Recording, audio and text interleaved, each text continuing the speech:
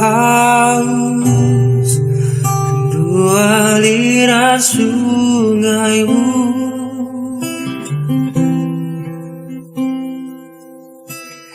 Hatiku tak tahan menunggu.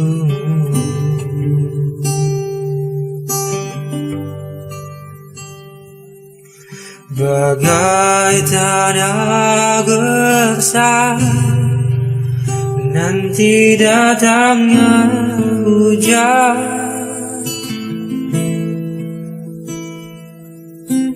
begitupun jiwaku Tuhan.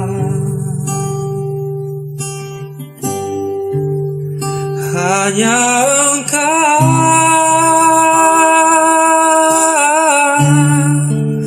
pribadi yang mengenal hatiku. Tiada yang tersembunyi bagimu. Seluruh isi hatiku Kau tahu, dan bawaku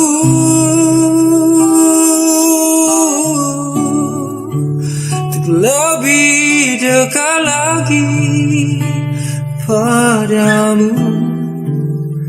Tinggal dalam indahnya dekapan kasih-Mu.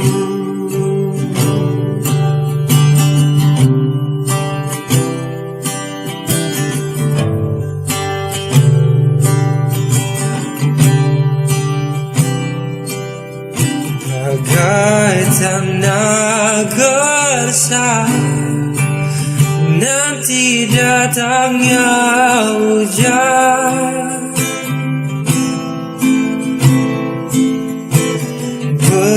begitupun jiwaku Tuhan. Hanya Engkau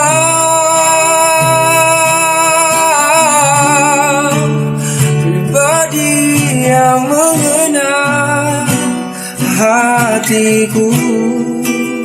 Tiada yang tersembunyi bagimu.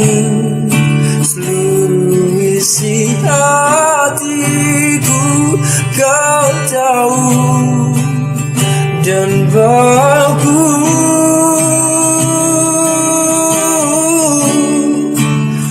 lebih dekat padamu. Tinggal dalam indahnya dekapan kasih-Mu.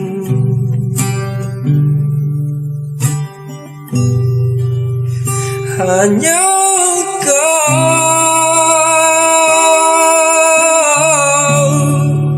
pribadi yang mengenal hatiku. Tiada yang tersembunyi bagimu. Seluruh isi hatiku Kau tahu, dan bawaku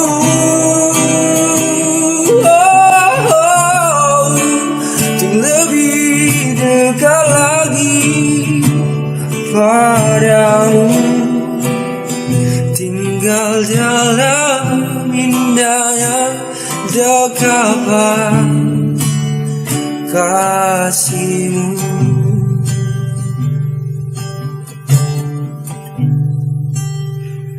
Tinggal dalam indahnya dekapan kasih-Mu.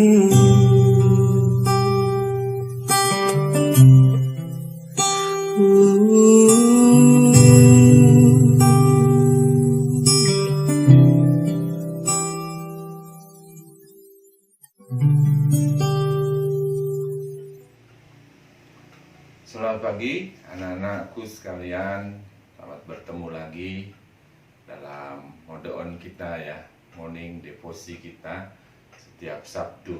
Dan saya bersyukur kalian masih tetap bersemangat. Sepanjang minggu ini sudah belajar susah payah dengan semuanya. Hari ini kita akan tenangkan hati kita akan beribadah kepada Tuhan.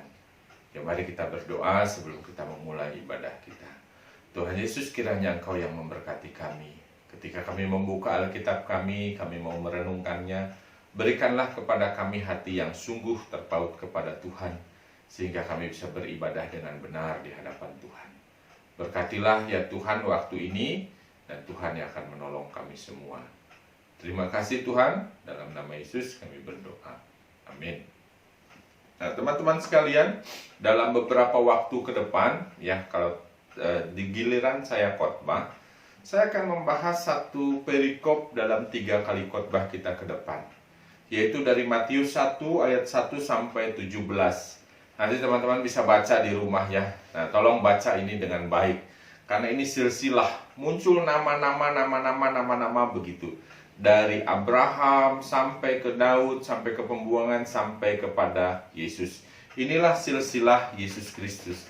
Dan dari silsilah Yesus Kristus ini apa sih yang kita bisa pelajari? Di sesi yang pertama ini saya ingin kita sama-sama mempelajari tentang penggenapan janji Allah. Ya, penggenapan janji Allah. Fokus kita hanya di ayat yang pertama saja. Fokus kita hanya di ayat yang pertama saja di sesi yang pertama ini, yaitu inilah silsilah Yesus Kristus, anak Daud, anak Abraham. Inilah silsilah Yesus Kristus, anak Daud, anak Abraham. Nah, saudara-saudara, kita pikirkan seperti ini. Tidak jarang ya, kita itu menerapkan pola pikir kita kepada cara Allah bekerja. Tidak jarang kita menerapkan pola pikir kita kepada cara Allah bekerja. Misalkan begini, contoh, janji Allah lah yang paling sederhana.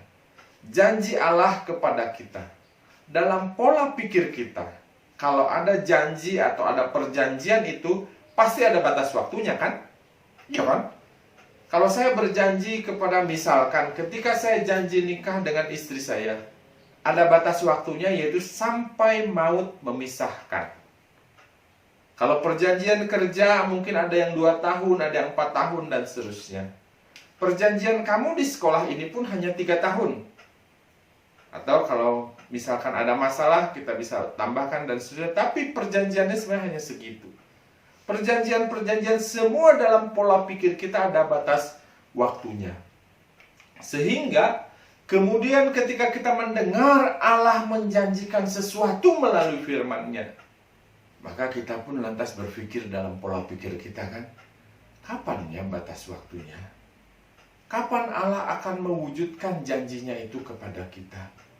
Kalau Allah menjanjikan kita akan begini melalui firman-Nya, bahwa kita akan lebih dari pemenang, atau kita akan sukses, atau corona ini akan segera berlalu, Tuhan akan memberikan pemulihan dan lain sebagainya.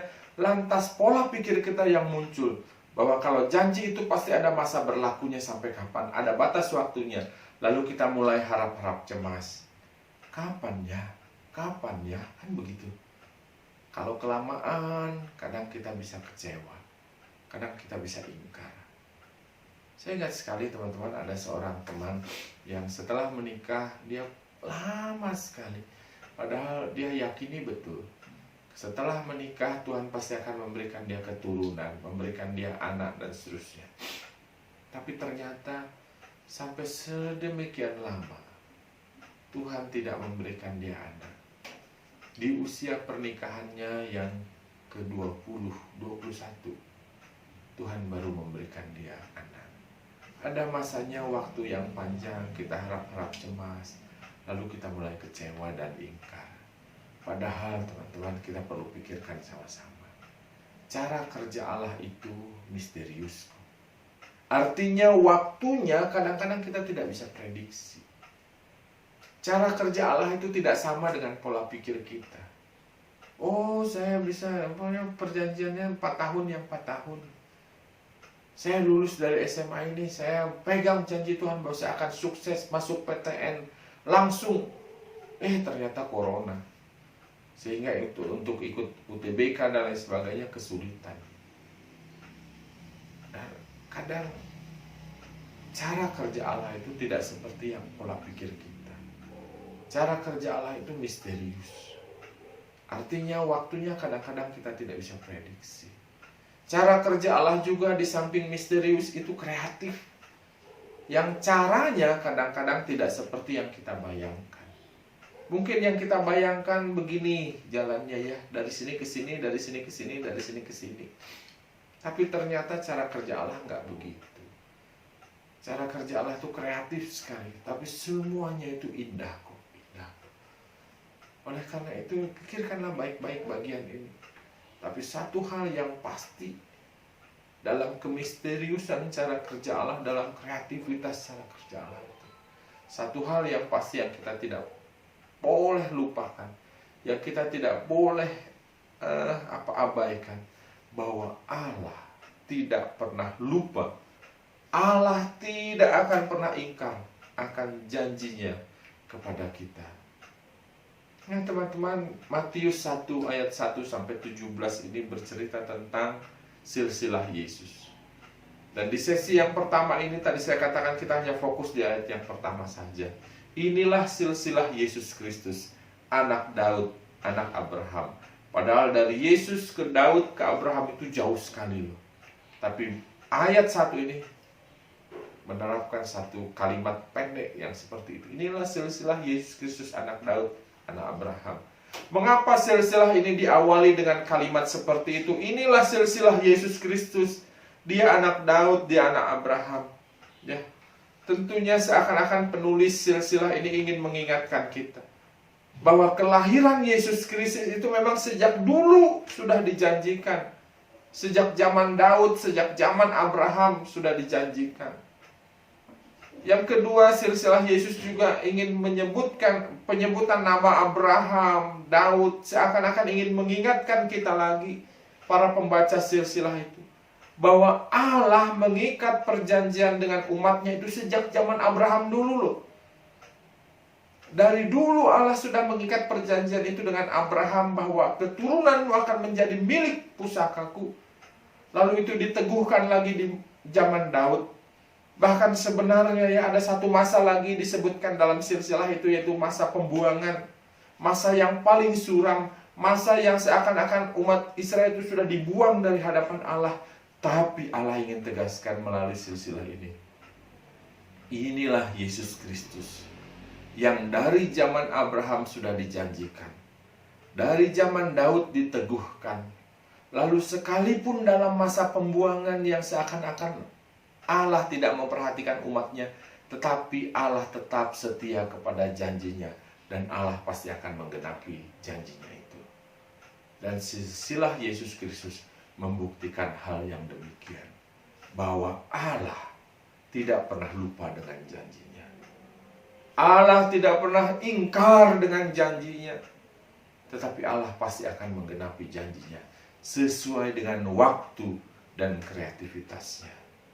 Oleh karena itu, teman-teman sekalian, perenungan bagi kita sekalian hari ini di sesi yang pertama, Matius 1 ayat 1 sampai 17 ini.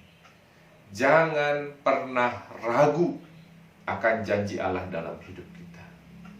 Mungkin batas waktunya panjang. Mungkin waktunya tidak seperti yang kita mau. Kita pinginnya si Allah janji sekarang jadi langsung. Tapi mungkin tidak seperti itu. Mungkin waktunya panjang. Atau mungkin juga caranya tidak seperti yang kita bayangkan. Kita pinginnya ini habis ini begini, habis ini begini, habis itu begitu, lalu caranya begini. Mungkin tidak seperti itu. Tetapi percayalah bahwa Allah tidak pernah lupa dengan janjinya. Allah tidak pernah ingkar dengan janjinya. Allah akan menggenapinya. Dan percayalah, dalam waktu dan kreativitasnya, itu yang terbaik bagi kita. Oleh karena itu, yuk mari kita pegang janji Tuhan itu. Mungkin teman-teman sudah dulu pernah dijanjikan, merasa mendapat janji sesuatu dari Tuhan. Atau firman Tuhan yang kita dengar setiap waktu itu memberikan satu janji bagi kita. Pegang janji itu dengan sungguh, karena Allah tidak pernah lupa. Jalani janji itu. Karena Allah tidak pernah ingkar, tapi dalam waktu dan kreativitasnya, Allah pasti akan menggenapinya. Kiranya Tuhan memberkati kita sekalian untuk mendapatkan janji Tuhan itu dengan sempurna. Amin. Mari kita berdoa. Terima kasih ya Tuhan untuk firman-Mu hari ini. Meneguhkan kami lagi, menolong kami lagi, untuk kami tetap pegang janji Tuhan dalam hidup kami. Ada masanya keadaan membuat kami mulai ingkar, membuat kami mulai ragu, akankah Tuhan memberikan janji Tuhan itu bagi kami. Tapi biarlah kiranya firman Tuhan hari ini meneguhkan kami lagi. Yesus adalah janji Allah dari sejak zaman Abraham, Daud, bahkan ketika umat dibuang sekalipun di tanah pembuangan itu.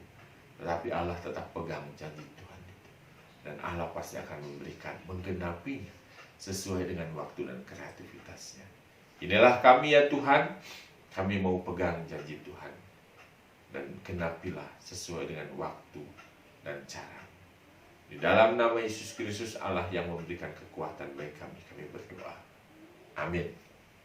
Kiranya Tuhan memberkati kita sekalian. Shalom.